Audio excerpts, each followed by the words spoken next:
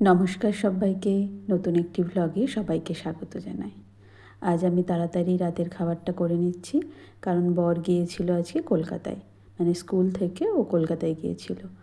আর সেই জন্য আমি এখানে তাড়াতাড়ি করে সমস্ত কাজকর্ম সেরে নিয়ে রাতের খাবার বানানোর জন্য রেডি হচ্ছি। আর আমি এখানে কেটে নিচ্ছি চিচিঙে। এই চিচিঙেটা ভাজা করব আমার শাশুড়ি মার জন্য।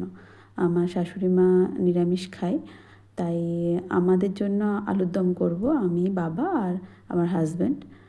আজকে নিজেদের জন্য সবজি খেতে খুব একটা ইচ্ছে করছে না। মটর, ছোলা এই সমস্ত তো খাওয়া হয় বিভিন্ন রকমভাবে, কখনো ঘুগনি, কখনো ছোলার ডাল।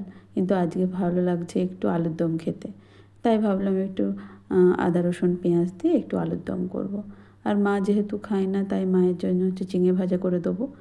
আর তাই আমি প্রথমেই এখানে সমস্ত কিছু কেটে নিয়ে তারপর আমাদের রান্নাবান্নার কাজে লেগে পড়েছি। আর এখানে এই যে আটাটা মাখিয়েছি, এটা হচ্ছে গম ভাঙানোর আটা। ঘরে আমাদের যে রেশনের গম দেয়, সেই গম ধুয়ে পরিষ্কার করে তারপর ভাঙানো।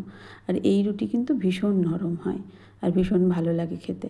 আমি যখন শ্বশুরবাড়ি প্রথম আসি, তখন আমার রুটি করা দেখে আমার শ্বশুরমশাই, শাশুড়ি মা বলেছিল, বা খুব ভালো রুটি করে।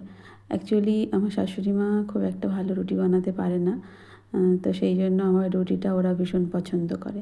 আর আমি চেষ্টা করি রাতে রোজই রুটি বানানোর, যেহেতু রাতে রুটি খাওয়াটাই ভালো ভাত খাওয়ার থেকে।